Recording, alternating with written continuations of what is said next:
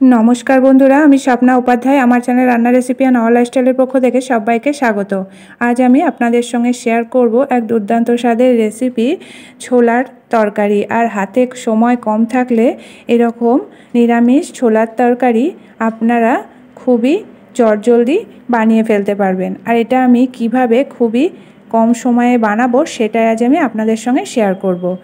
रुटी लुचि परोटा सबेर साथेई किन्तु এই ছোলার তরকারিটা দুর্দান্ত লাগে। আসুন তাহলে দেখে নিই রেসিপিটা আমি কিভাবে করব। এখানে নিয়ে নিয়েছি কাবলি ছোলা প্রায় 250 গ্রাম। আর এটাকে ভালো করে 2-3 বার জল দিয়ে ধুয়ে নিয়ে 10 থেকে 12 ঘন্টা ভিজিয়ে রেখেছিলাম। আর ভিজিয়ে রেখে দেখতে পাচ্ছেন ছোলাগুলো কত সুন্দর ফুলেছে আর ভালোভাবে ভিজেও গেছে। এদিকে একটা প্রেসার কুকার নিয়ে নিয়েছি আর দিয়ে দিলাম জল ঝরানো কাবুলি ছোলাগুলো দিয়ে এর মধ্যে দিয়ে দিলাম ডুবো ডুবো জল।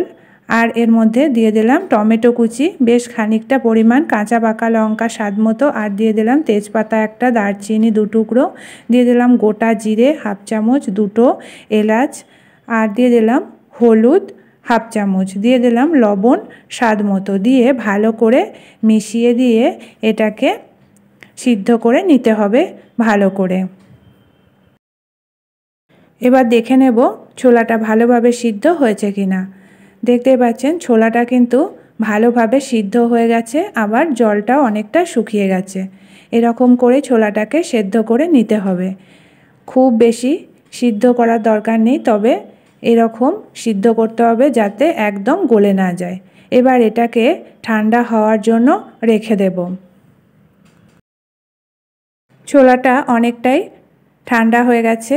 এবার এটাকে হাতের সাহায্যে এভাবে করে একটু চ্যাপটা করে নিতে হবে, তাতে করে তেল ঝাল মশলা ভালোভাবে ছোলার মধ্যে ঢুকবে আর তরকারিটাও খেতে খুবই সুস্বাদু হবে। সমস্ত ছোলাগুলোকে যতটা সম্ভব এরকম হাতের সাহায্যে চ্যাপটা করে নিয়েছি।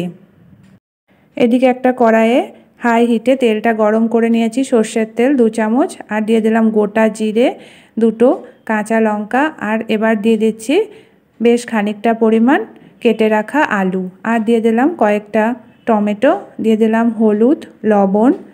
এবার আলুটাকে একটু ভেজে নিতে হবে লো ফ্লেমে রেখে, যাতে করে আলুটা সিদ্ধ হয়ে যায় আবার ভাজাও হয়ে যায়। এখন মধ্যেটা একটু ফাঁকা করে এর মধ্যে দিয়ে দিলাম বেশ কয়েকটা কারি পাতা, আর দিয়ে দিলাম সর্ষে। এবার ফোড়নটাকে আলুর সঙ্গে ভালো করে ভেজে নেব। আলুটাকে ঢাকা দিয়ে রান্না করে নেব, তাতে করে আলুটাও সিদ্ধ হয়ে যাবে। এবার দেখে নেব আলুটা ভালোভাবে সিদ্ধ হয়েছে কিনা। আলুটা অনেকটাই সিদ্ধ হয়ে গেছে আর ভালোভাবে ভাজাও হয়ে গেছে।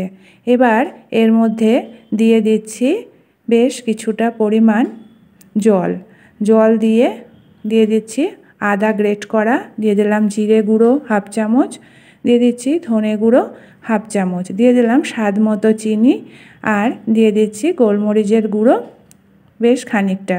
ভালো করে মিশিয়ে মশলার সাথে আলুটাকে কষিয়ে নেব 3 থেকে 4 মিনিট। ভালো করে আলুটা কষিয়ে নিয়েছি। এবার দিয়ে দিলাম খানিকটা ধনেপাতা কুচি। এবার এর মধ্যে দিয়ে দিচ্ছি সিদ্ধ করে রাখা ছোলা। ভালো করে মিশিয়ে ছোলাটাকে মশলার সাথে কষিয়ে নিতে হবে 2 থেকে 3 মিনিট। ছোলা আলু মশলা কষানো হয়ে গেছে, দিয়ে দিলাম পরিমাণ মতো জলটা ভালো করে মিশিয়ে দিয়ে এটাকে হাই হিটে ফুটতে দেব। তৈরি হয়ে গেল দুর্দান্ত স্বাদের রেসিপি ছোলার তরকারি। তাহলে বন্ধুরা দেখলেন তো কত কম সময়ে আর কত কম তেল মশলায় তৈরি হয়ে গেল ছোলার তরকারি। এটা রুটি লুচি পরোটা সবের সাথে কিন্তু দুর্দান্ত লাগে। আর এই রকম নিরামিষ তরকারি দিয়ে রুটি লুচি পরোটা খেতে কিন্তু আমাদের সকলেরই খুবই ভালো লাগে। এটাকে এবার নামিয়ে নিয়েছি।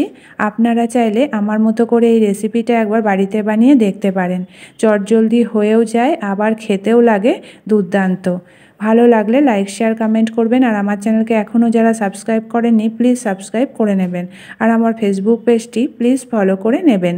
আজকের মতো এটুকুই, আবার দেখা হবে আগামী নতুন পর্বে।